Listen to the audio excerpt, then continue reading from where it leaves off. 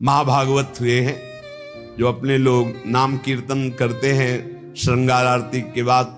हाँ, आस्करण मधुकर जयमल नृप हरिदास जन दासा, ऐसा आता है। तो आस्करण जी के इष्ट श्री राधा मोहन जो थे, इन्होंने विचार किया कि राजकाज में हर क्षण कोई न कोई जब सेवा में बैठते तो राजा, तो आप ये सलाह, ये सेवा, ये सब बंद कर देना चाहिए। जिस समय हम श्री जी की सेवा में है उस समय अन्य कोई वार्ता नहीं, अन्य कोई नहीं, बस उन्हीं के रूप गुण का चर्चा करते हुए। अगर हम सेवा में हैं तो उनका चर्चा का तात्पर्य है पद गुनगुनाते, जिस समय की जो हम सेवा कर रहे हैं उस समय के पद गुनगुनाते हुए या उनकी रूप माधुरी में चित्त लगाए हुए सेवा में। इससे बड़ी कोई बात नहीं। यदि सेवा मिल गई श्री जी की तो आप ये समझ लीजिए कि आप श्री जी के पास जाने का पास मिल गया आपको। बड़े बड़े महापुरुषों ने कहा भजन करना, साधना करना, ये सब हो सकता है, लेकिन प्रभु की सेवा में अनुराग, गुरु की सेवा में अनुराग, संत सेवा में अनुराग, समाज सेवा में भगवत भाव से अनुराग, ये बहुत कठिन बात है। ऊर्ध्वबाहु विरोमेश न कश्चित शृणोति में धर्मादर्थश्च कामश्च किम धर्मम न सेव्यते। भगवान श्री कृष्ण द्वैपायन व्यास देव जी कहते, मैं दोनों हाथ उठाकर कहता हूं, मेरी बात सुन लो, मान लो। सेवा से सब प्रकार की संपत्ति प्राप्त हो जाती है, जो चाहिए आपको, लौकिक पारलौकिक। हाथ उठा के कहता हूं, मेरी बात मान लो। भगवान व्यास देव जी कहते हैं जो सेवा धर्म है, भगवत सेवा, समाज सेवा भगवत भाव से की हुई सेवा, शब्द निष्काम होता है, जहां कोई कामना नहीं की जाती और प्रीत्यर्थ, जिसकी सेवा करें उसको सुख पहुंचाने का भाव, तभी सेवा शब्द सार्थक होता है। कोई भी ऐसी कामना नहीं जो सेवा से पूर्ण ना हो जाए। जो सेवा धर्म का आचरण करता है उसके संपूर्ण जीवन में आनंद ही आनंद, सुख ही सुख रहता है। और लोग कहते हैं धर्मात्मा को दुख मिलता है। तुम क्या जानो, तुम बाहरी बात देखकर कहते हो दुख मिलता है। हृदय आनंद में वो डूबता है जो किसी भी वैभव में, किसी भी सुख में, किसी भी अनुकूलता में नहीं होता। अभी आपने सेवा धर्म को स्वीकार नहीं किया। सच्ची कहते हैं, सेवा में जब ये शरीर जाता था तब भी किडनी फेल थी, 20 वर्ष से फेल है। कभी गुरु कृपा से एक दिन का भी चूक नहीं हुई और कभी जानने नहीं दिया कि शरीर में कष्ट है। 7 बजे से लेके कभी कभी 11 बजे तक सेवा का सौभाग्य मिलता, बिल्कुल कभी नहीं जानने दिया। बड़ी से बड़ी सेवा की जो आज्ञा हुई तो वही गुरु बल सब कार्य कराता था। कहीं सेवा में कभी ऐसा में नहीं, जब सेवा के बाद आए तो भले लेट गए, फिर सामर्थ्य नहीं रही भिक्षा भी मांगने की, पर जब सेवा में गए तो एक अपार सामर्थ्य गुरु कृपा से आ जाती थी। सेवा में एक अद्भुत सामर्थ्य है। समस्त कामनाओं के बीज, वासनाओं का नाश करने की सामर्थ्य भगवत सेवा में है।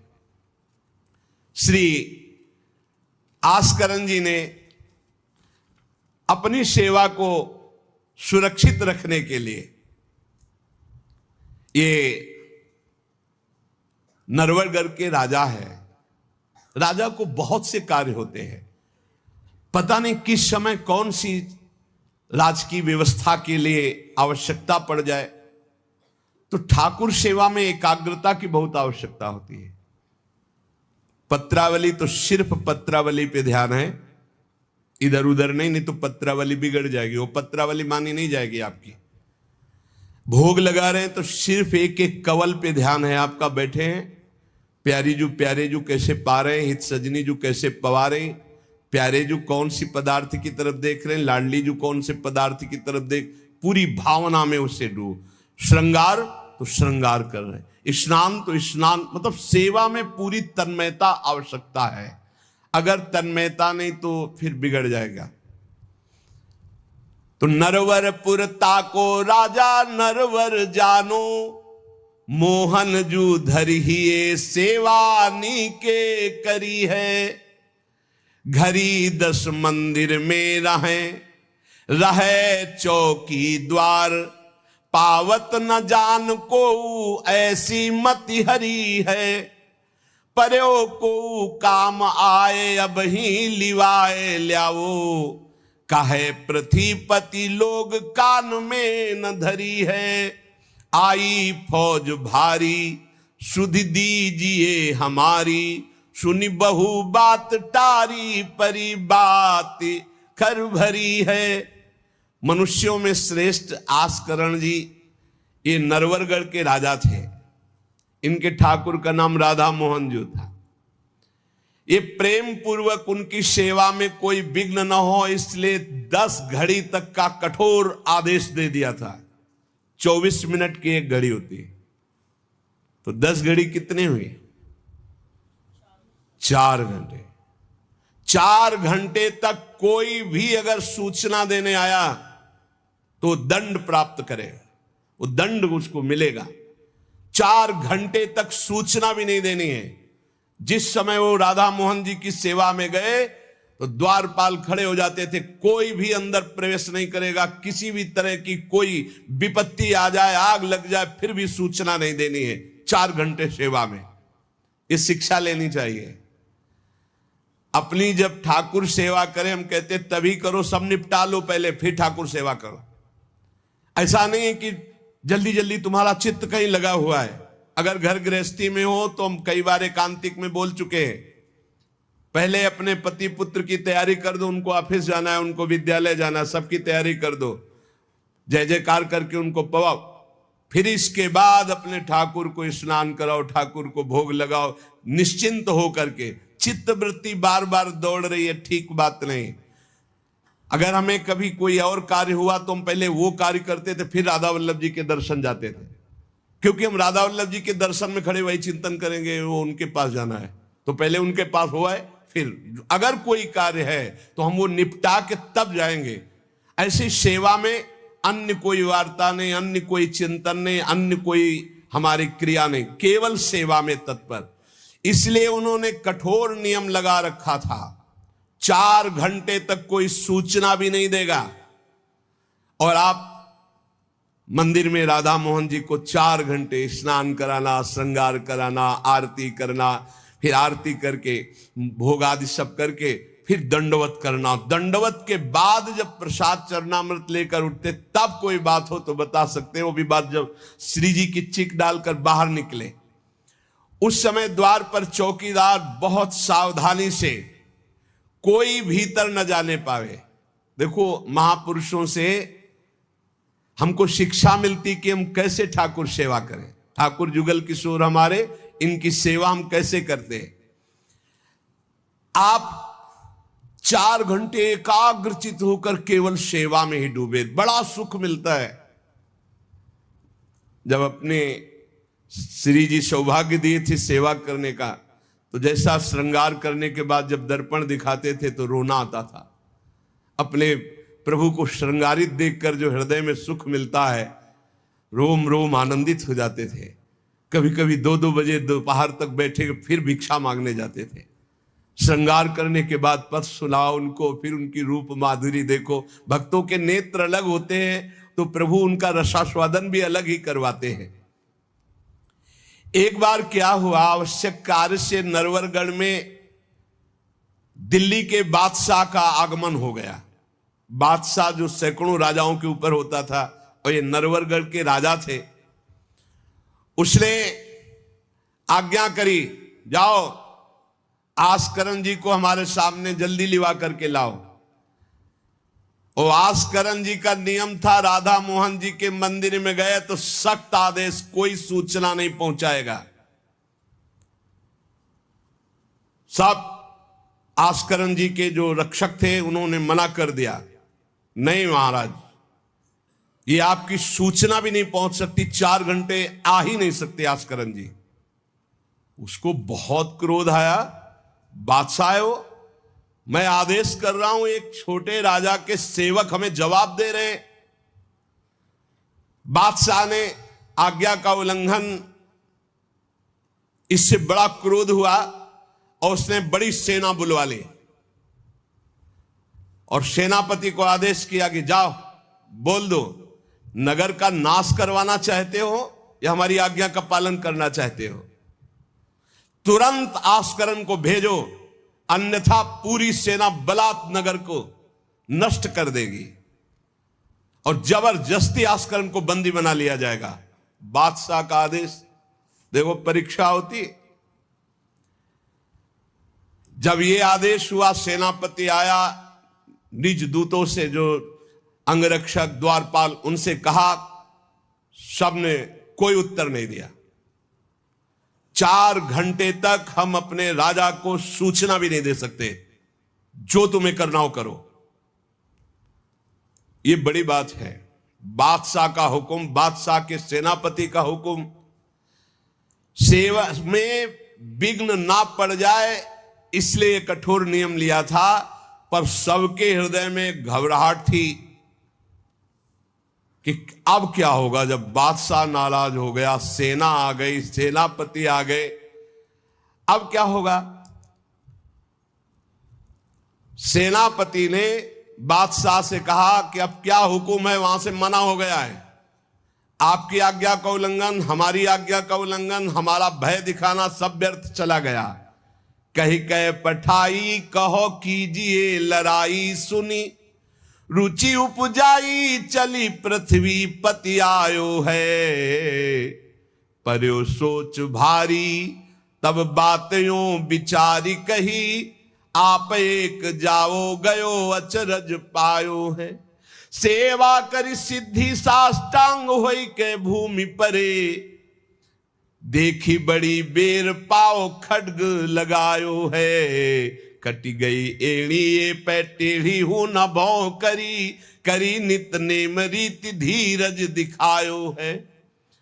बादशाह ये बड़ा आश्चर्य हुआ कि ये आस्करन जी के पास सूचना ही नहीं पहुंचाई जा रही और हमारे भय का इसके ऊपर कोई असर नहीं। पर आस्करन जी बहुत साधु प्रकृति के हैं, बड़े प्रियजन हैं, आक्रमण करना तो उचित नहीं, मैं स्वयं जाकर के देखूं क्या बात है। राजा थोड़ा भाव से युक्त हुआ, नहीं तो रजोगुण में फिर ऐसा भाव कहां होता है। पर आस्करन जी की भक्ति का प्रभाव कि उसके ये देखो चल के आखिरकार है क्या। बादशाह स्वयं आया। राज कर्मचारी अब विचार में पड़ गए कि बादशाह को कैसे रोका जा सकता है। सब जितने उनके अंगरक्षक सबको रोक दिया। ये बड़ी बात है, यह है भगवान की आराधना का बल। नहीं, बादशाह को कौन रोक सकता है? एक छोटे राजा ये है, उनके सैनिकों ने, द्वारपालों ने रोक दिया और बादशाह से कहा राज आज्ञा का उल्लंघन हम नहीं कर सकते, ना हम सूचना दे सकते हैं और ना किसी और को अंदर जाने दे सकते हैं। किसी और को अंदर नहीं जाने दे तो हम जा सकते हैं? बोले हां, आप बादशाह हैं, आप जा सकते हैं, लेकिन आपके साथ कोई नहीं। बादशाह राजी हो गया। देखे आखिरकार अंदर क्या है। वहां जाके देखा तो आस्करन जी की सेवा हो चुकी थी संपूर्ण। अब वो दंडवत कर रहे थे। कई बार हमने प्रार्थना की है उपासकों से कि 11 दंडवत, 21 दंडवत, 51 दंडवत, 108 दंडवत, जितनी सामर्थ्य हो नियम ले लो, रोज करो। 4 परिक्रमा करो श्री जी की और 11, 21, 51, 108 दंडवत करो। जो स्त्री शरीर के साधक हैं वो पंचांग दंडवत करें। पंचांग किया, खड़े हो गए, हाथ जोड़ा, मंत्र जपा, फिर पंचांग किया, फिर खड़े हो गए। ऐसे ही जो पुरुष शरीर साधक है वो साष्टांग करें। साष्टांग किया मंत्र जपते हुए, फिर खड़े हो गए, हाथ जोड़ा, फिर मंत्र जप कर प्रणाम किया, फिर साष्टांग, फिर ऐसे। हमें लगता है कि होती होगी दंडवत, करते होंगे, क्योंकि ये नियम तो बहुत पहले से दिया और ये करना ही चाहिए। सच्ची कहते हैं, बड़ा सुख मिलता है जब अपने इष्ट के चरणों में साष्टांग लौट कर और उनकी तरफ देखते हुए। बहुत कृपा होती, बहुत कृपा होती। यावत स्वस्थमिदम कलेवरम यावत च दूरे जरा, जब तक ये शरीर स्वस्थ है बुढ़ापा दूर है। आनंद लूट लो भाई, ये कमाने का समय गंवाने का नहीं है। आस्करन जी अपने ठाकुर की संपूर्ण सेवा करके दंडवत अपनी पूरी कर रहे थे। अब जैसे 108 दंडवत तो समय लगेगा। हमने देखा है पूज्य सदगुरुदेव भगवान को अस्वस्थ शरीर में अस्वस्थ अवस्था होने पर भी, बुखार है पर दंडवती अपनी पूरी करते हुए, नियमावली पूरी करते हुए देखा। क्योंकि जैसे ब्रज की 84 कोस की परिक्रमा में तो श्री जी साथ थी, बहुत थकान, बहुत शरीर कष्ट में, पर आप अपनी दंडवती जरूर पूरी करते। गुरुदेव भगवान को देखा। महापुरुष नियमनिष्ठ होते हैं, जो नियम ले लिया उसे तोड़ते नहीं।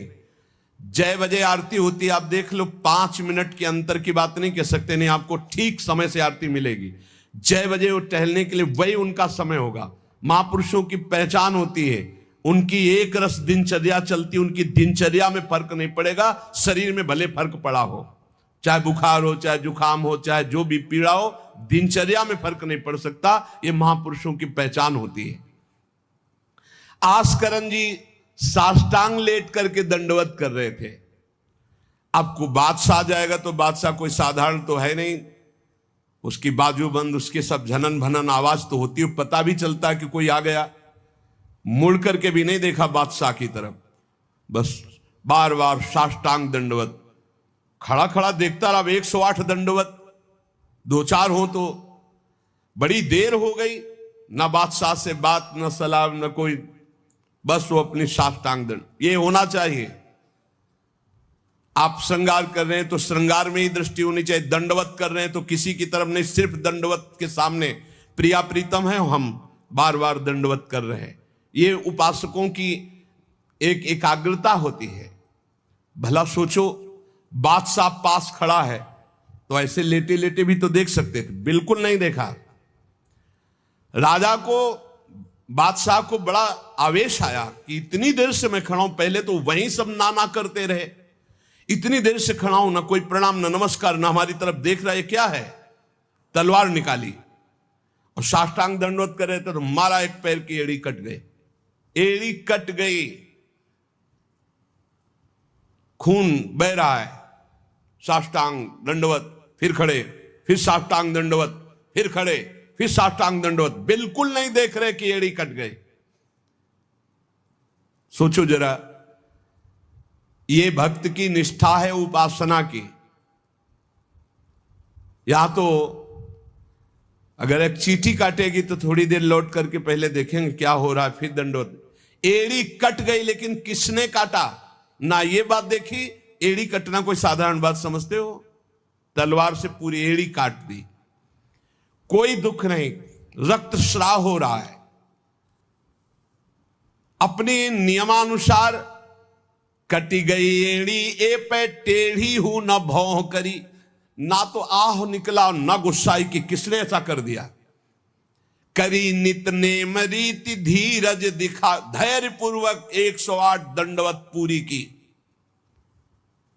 पूरा जब संपन्न कर लिया, इसके बाद पीछे हटे, चिक गिराई, क्योंकि समझ चुके थे कि ये तलवार चलाने की हमारे ऊपर हिम्मत केवल बादशाह की हो सकती, दूसरे की नहीं।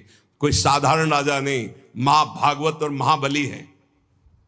इसलिए हमारे ठाकुर का सुखपूर्वक अपशयन हो। चिक डाली, उठ चिक डारी तब पाछे सो निहारी, कियो मुजरा बिचारी बादशाह तिरिझे हैं। हित की सच्चाई यह है नेको ना कचाई होत, चर्चा चलाई भाव सुनि सुनि भीजे हैं। बीते दिन को नृप भक्त सो समायो, पृथ्वीपति दुख पायो सुनी भोग हरि छीजे हैं। करे विप्र सेवा तिने गांव लिख न्यारे दिए, वाके प्राण प्यारे लाड़ करो कही धीजे हैं। आस्करन जी ने जब चिक डालकर पीछे मुड़कर देखा तो बादशाह तो शिष्टाचार के अनुसार जोहार किया। राजा की भगवत सेवा, नियम निष्ठा, ये देखकर बादशाह बहुत प्रसन्न हुआ और कहा मैंने आज देखा ईश्वर के प्रेम की सच्चाई को। तुम्हारे में थोड़ा भी बनावटीपना नहीं, थोड़ी भी शिथिलता नहीं, तुम अपनी निष्ठा के धैर्यवान वीर हो।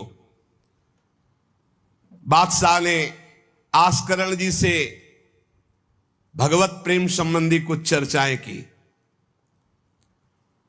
और विचार अपने प्रकट किए कि आज मैं बहुत खुश और सौभाग्यशाली हूं कि तुम्हारे जैसा राजा मेरा जन है। बड़ा हृदय रस में डूब गया बादशाह का। ये है देखो सच्चाई भक्ति की। नहीं बादशाह के हुक्म को टाल देना, सेनापति की आज्ञा का उल्लंघन कर देना, बादशाह आया है साष्टांग दंडवत, कोई उसका आदर ना करना, ये सब भारी अपराधों में आता है।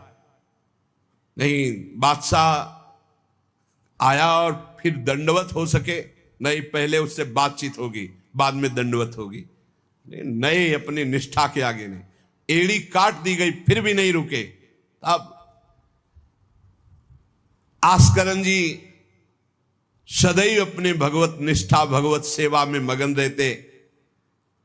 राजा बहुत प्रसन्न होकर के कहा कि अब जिस कार्य के लिए हम आए थे अब उस कार्य की जरूरत नहीं है, और अपनी जेब से अपनी रुमाल निकाल कर अपने हाथों से उनके चरणों की एड़ी में बांधा और कहा तुरंत चलिए राजवैद्य के द्वारा इसे, और आज से हमारी तरफ से आपके ठाकुर की सेवा सुख संविधान चलेंगे। हम विशेष विशेष प्रकार की आपकी ठाकुर सेवा में सहयोग करें। आस्करण जी ने कहा भगवत कृपा है, सब भगवत कृपा है, सेवा यथार्थ रूप से चल रही है। नियम की सच्चाई और हृदय में कोई छल कपट नहीं, रोष नहीं, ये भगवान के भक्त में विशेष लक्षण होते हैं। भगवान के भक्त में छल कपट नहीं और अपराध करने वाले पर भी रोष नहीं। उमा संत कई यही बड़ाई, मंद करत जो करे भलाई। अगर सच्ची आराधना सच्चा प्रेम तो सबको बदलना पड़ेगा। बादशाह का भाव बदल गया, जो आवेश में था क्रोध में था। सच्चाई से अगर थोड़ी भी ठाकुर सेवा की जाए तो माया पर विजय प्राप्त की जा सकती है। साधो भाई भजन किया सोई जीता, जो सच्चाई से भजन किया, सच्चाई से सेवा की, वही इस माया पर विजय प्राप्त किया। एक बार राजा आस्करण जी के शरीर में बहुत जोर का बुखार आ गया। ऐसा बुखार कि न उठने की हिम्मत न शरीर की शुद्धि, और नियम की निष्ठा थी ही। अब भारी कष्ट, एक तो शरीर उठने लायक नहीं, भारी बुखार, और दूसरा सेवा। अब वो इस बात के चिंतित थे कि सेवा कैसे होगी। तो ठाकुर जी ने स्वप्न में अपने किसी निजजन पंडा से कहा इनको किसी औषधि की जरूरत नहीं, मेरा चरणामृत पिला दो, स्वस्थ हो जाएंगे, सेवा में आ जाएंगे। वो गए और उनका ठाकुर जी ने स्वप्न में आकर के कहा है कि आप ठाकुर जी का चरणामृत पी लीजिए, आप स्वस्थ हो जाएंगे। वैसे तो चरणामृत रोज ही लेते थे, सेवा में जाने के पहले ठाकुर जी का चरणामृत जो पूर्व का था पिया, तत्काल सब खत्म हो। सेवा में बहुत बड़ी सामर्थ्य है, निष्ठा में बहुत बड़ी सामर्थ्य है ठाकुर जी के चरणामृत में। विश्वास करो, जो रोज चरणामृत पीता है अकाल मृत्यु नहीं हो सकती। अकाल मृत्यु हरणम सर्वव्याधि विनाशनम, कोई भी रोग परास्त नहीं कर सकता। आप रोज चरणामृत पिए। अरे भाई, आप अगर राधा नाम विराजमान किए स्नान कराते तो रोज श्री लाडली लाल का चरणामृत है। रामे लाडली जो धामे लाल जो विराजमान है, प्रिया प्रीतम राधा नाम में विराजमान है। आप अगर सेवा नहीं विराजमान किए हुए हो तो विराजमान कर लो, जीवन काहे व्यर्थ करोगे। लेकिन जब तक सेवा ना विराजमान करो तो चले जाओ बिहारी जो, राधा वल्लभ जो, राधा रमण जो, राधा दो, कहीं भी मांगो चरणामृत मिल जाएगा। और रोज उसी में जल मिला करके रोज एक ढक्कन रोज चरणामृत, अकाल मृत्यु हरणम सर्वव्याधि विनाशनम श्री कृष्ण पादोदकम पीत्वा पुनर्जन्म न विद्यते। जो रोज चरणामृत पीता है उसका पुनर्जन्म नहीं होगा। बड़ा से बड़ा रोग आएगा लेकिन उसको पीड़ा नहीं पहुंचा पाएगा, अकाल मृत्यु नहीं होगी। तो स्वप्न में ठाकुर जी ने कहा चरणामृत दे दो, सब सामर्थ आ जाएगी।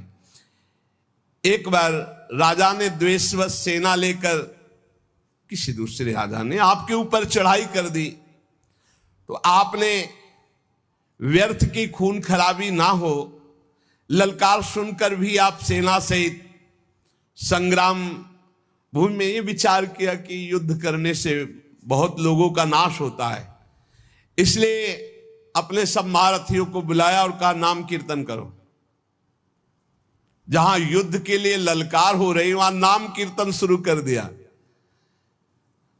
नाम कीर्तन इतनी जोर का कि आनंद में सब झूम रहे हैं, और उधर एक बादल की ऐसी टुकड़ी आई कि इतने ओले बरसे कि जो विपक्षी सेना थी, मैं राजा और विपक्षी सेना सब भाग गए और ये अपनी तरफ कीर्तन ही करते रहे, लड़ना ही नहीं पड़ा। भाव ये है कि जो भगवान में चित्त जोड़ता है, भगवान नाम कीर्तन करता है, भगवत सेवा परायण रहता है, सारे विघ्नों का निवारण स्वयं भगवान करते हैं। एक बड़ा सुंदर प्रसंग श्री जयमल जी का आता है।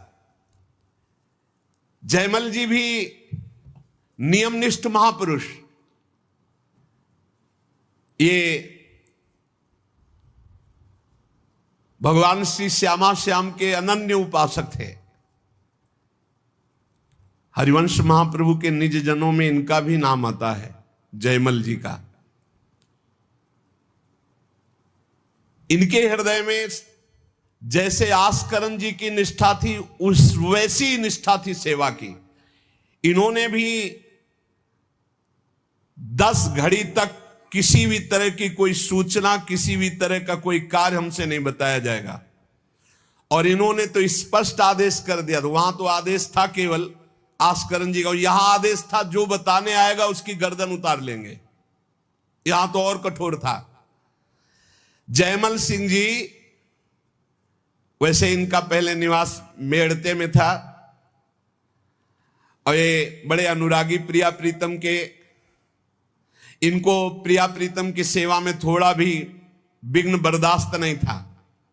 ये नियम निष्ठा कि मंदिर में कोई भी जब सेवा में जयमल जी हो आ नहीं सकता, आ गया तो उसकी गर्दन बचेगी नहीं। ये कठोर नियम लगा दिया था निर्विघ्न सेवा के लिए। सेवा में बहुत बल है प्यारे, सेवा में बहुत बल है। आप सेवा को जरूर घर में विराजमान करो प्रिया प्रीतम की ठाकुर जी, लेकिन ये आजकल जैसा बनावटीपन किया जाता है ऐसा मत करो भाई। हर काम वीडियो के लिए नहीं है। छोटी छोटी बातें, आप अपने ठाकुर जी का भोग, ठाकुर जी का स्नान, ये वीडियो के लिए है, ये पैसे के लिए है। अरे कुछ तो ठाकुर जी के लिए और अपने बीच में एकांत रखो। चलो गान बजान है, ठाकुर जी की ऐसी बातें हैं जो आनंद ले, सब वो बात तो ठीक है, लेकिन आप स्नान करा रहे हो, आप ठाकुर जी को भोग लगा रहे हो, आप ठाकुर जी की ये बातें तो गुप्त रखो। ये अपने और ठाकुर के प्यार के विषय की बातें तो गुप्त रखो। ये सब वीडियो के लिए नहीं होता है। कुछ मंगल जगत का हो सके, कैसे अष्टयाम सेवा करते हैं वो बातें तो ठीक है, लेकिन आप लोग अपने घरों में जो ठाकुर विराजमान के सब बातें वीडियो में मत। अब आजकल हर उद्देश्य वीडियो का होता जा रहा है। छुपाने की तो बातें कुछ नहीं हो रही, हर बात छपाने की हो रही। सत्संग है, एकांतिक है, कुछ कीर्तन है, कुछ भजन की बातें हैं, वो तो चलो लोक मंगल के लिए, लेकिन अपने ठाकुर की जो विशिष्ट एकांतिक सेवाएं हैं वो बातें गुप्त रखनी चाहिए। ऐसा नहीं कि जो पर्दा करके अपने ठाकुर जी का स्नान कर रहे हैं, पतला, हाँ आप श्रृंगार करके आ गए, आप दर्शन करो, आरती करो, सब कोई, जैसे राधा वल्लभ जी की देखो आरती के दर्शन होते, लेकिन आप दर्शन नहीं कर सकते कैसे स्नान कराया जाता है। आप अंदर दर्शन नहीं कर सकते कैसे भोग लगाया जाता है। कभी कभी जैसे 56 भोग किसी भारी उत्सव में तो एक कुछ घंटे के लिए दर्शन, वो बात अलग है। तो अपने ठाकुर घर में जो विराजमान है, बिल्कुल जो निकुंज के ठाकुर वही है, अपनी भाव निष्ठा रखो। जयमल जी ये नियम लगा लिए थे कि अगर सेवा के समय कोई भी समाचार देने आएगा तो उसे मार डाला जाएगा। इतना कड़ा शासन। और ये बात प्रसिद्ध हो गई थी कि 4 घंटे जयमल जी निकलेंगे नहीं मंदिर से।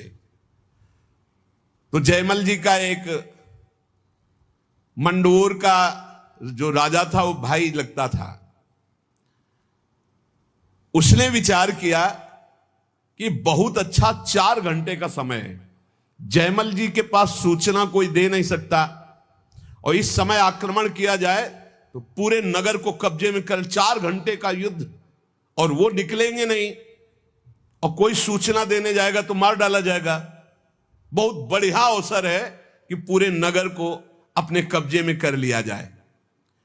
भारी सेना चारों तरफ से पूरे नगर को घेर लिया गया। अब ये जब सैनिकों से पता चला तो हाहाकार मच गया कि बिना राजा के आदेश के युद्ध कैसे छेड़ दिया जाए। चारों तरफ से शत्रु पक्ष सैनिकों ने घेर लिया है। सबने विचार किया कि आज्ञा हो जाए तो अभी युद्ध हो जाए, पर आज्ञा लेने कौन जाए? जो जाएगा वो मार डाला जाएगा। जयमल जी का आदेश है। अब जयमल जी की माता जी को तैयार किया गया है कि आप जाओगी तो आप पर वो प्रहार नहीं करेंगे और आपकी बात सुन लेंगे। माता जी भी डरती हुई गई, क्योंकि आज्ञा थी कोई नहीं आएगा, अगर जो भी आएगा उसकी गर्दन उतार दी जाएगी, मार डाला जाएगा। माता जी को इसीलिए भेजा गया कि बस आप केवल सूचना दे दो और वो आज्ञा दे दे, संभाल तो सब यहां लेंगे, आज्ञा दे दे। वो गई, जयमल जी ठाकुर जी की श्रृंगार में थे, पीछे से कहा, बेटा शत्रु पक्ष ने पूरे नगर को घेर रखा है, तुम्हारी क्या आज्ञा है? उन्होंने उत्तर दिया, भगवान सब भली करेंगे और आप जाओ। दूसरा शब्द नहीं, भगवान सब भली करेंगे, और इशारा किया। अगर दूसरा होता तो प्रण पूरा करते, लेकिन मां है इसलिए इशारा किया, वापस चली जाओ। मुड़ के नहीं देखा, बस एक शब्द का, भगवान सब भली करेंगे। यह नहीं कहा कि युद्ध प्रारंभ कर दो, मैं सेवा करके आऊंगा, ऐसा कुछ नहीं। भगवान सब भली करेंगे और इशारा किया कि आप वापस चली जाओ। ज्यों के त्यों सेवा में लगे रहे। भगवान ने देखा कि ये तो बिल्कुल बेपरवाह है, और सैनिक चारों तरफ से घेर लिए हैं राज्य को, तो स्वयं प्रभु घोड़े पर सवार हुए जयमल जी के। अब उनको कुछ कहने की जरूरत थोड़ी है। राजा का जो शाही घोड़ा था, उस घोड़े को तैयार करके उस पर विराजमान होकर के अकेले शत्रु पक्ष को परास्त किया। अकेले सबको मूर्छित करके मारा, एक को भी नहीं। और आप घोड़े को घुड़सवाल में बांधकर अंतर ध्यान हो गए। सैनिक देख रहे हैं जो सुरक्षा में है कि कोई आक्रमण नहीं हो रहा, सब शांति है। नजदीक गए तो सब मूर्छित पड़े। उनका जय हो, हमारे महाराज की जय हो गई, शत्रु पक्ष तो मारा गया, पूरी की पूरी सेना मूर्छित। जयमल जी सेवा समाप्त की, संपन्न की श्री जी की, और बड़े आवेश में सीधे गए जहां उनका घोड़ा विराजमान रहता था, घुड़सार में। तो घोड़े को देखा तो पसीने से लथपथ और हाँफ रहा था। ऐसा कैसे हो सकता है? घोड़े की सवारी इतनी तीव्र गति से किसने की? इतना हाँफ रहा, पसीना पसीना हो रहा है। तो जो घोड़ा तैयार करते थे वो साथ में थे जयमल जी के।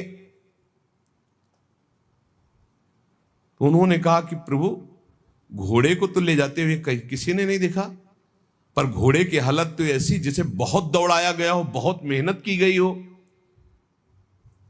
तो उनका कहा ठीक है, चलो, इस समय विचार करने का विषय नहीं, दूसरे घोड़े को लो, राजाओं के पास कई घोड़े, और सैनिक सजाओ, वहां चलो। तो उनका प्रभु वहां जाओ, वहां तो सब मारे गए हैं। किसने मारा?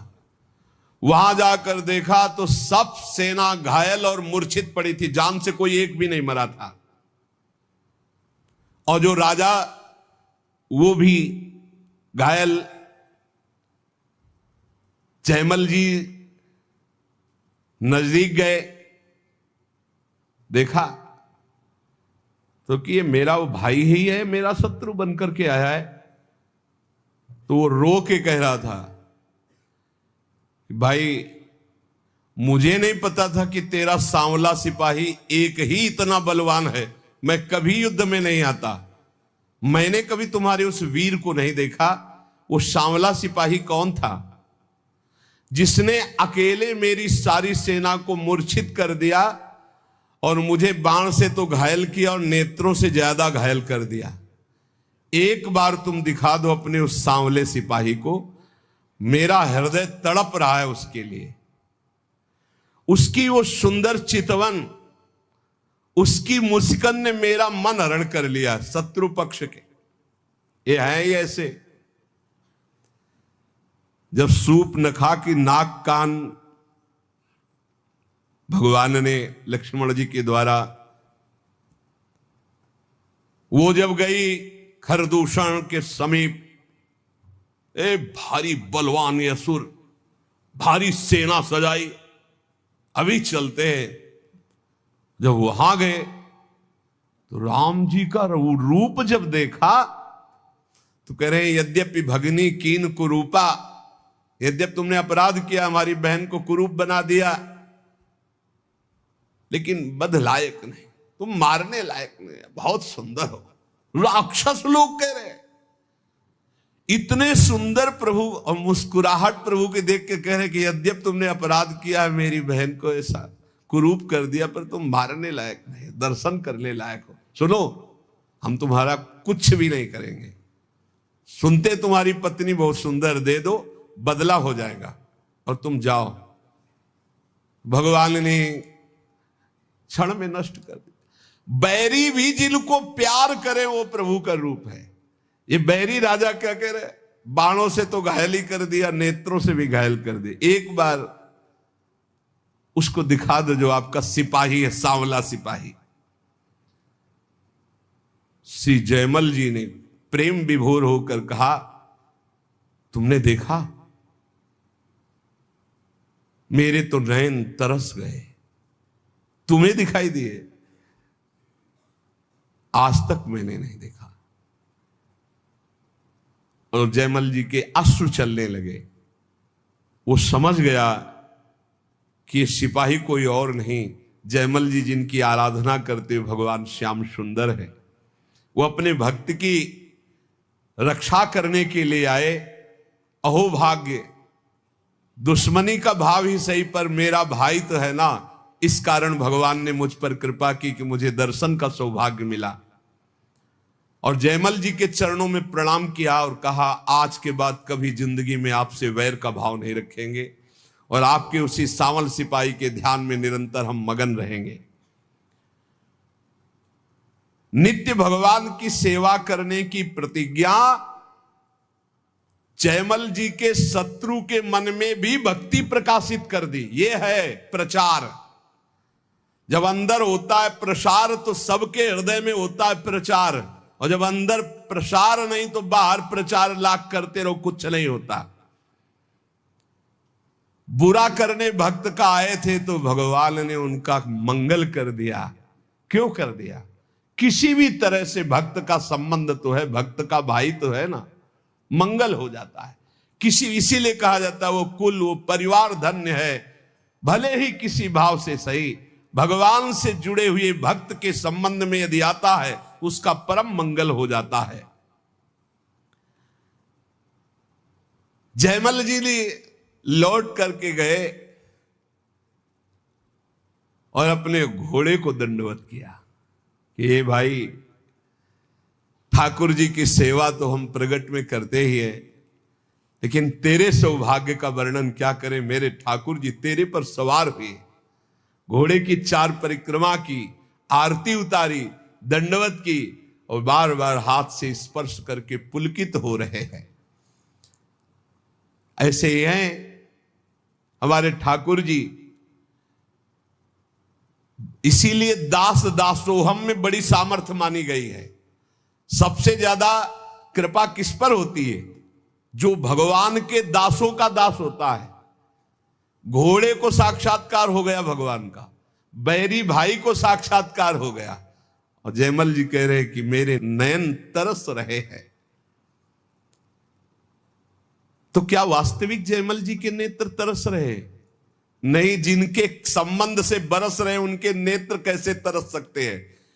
पर ये हैं ही इतने प्यारे कि तन मन के बिछुरे नहीं, पर चाह बढ़े दिन रैन, कबो संजोग न मानहि, देख भरी भरी नयन। तो हम श्री श्यामा श्याम सर्वस्व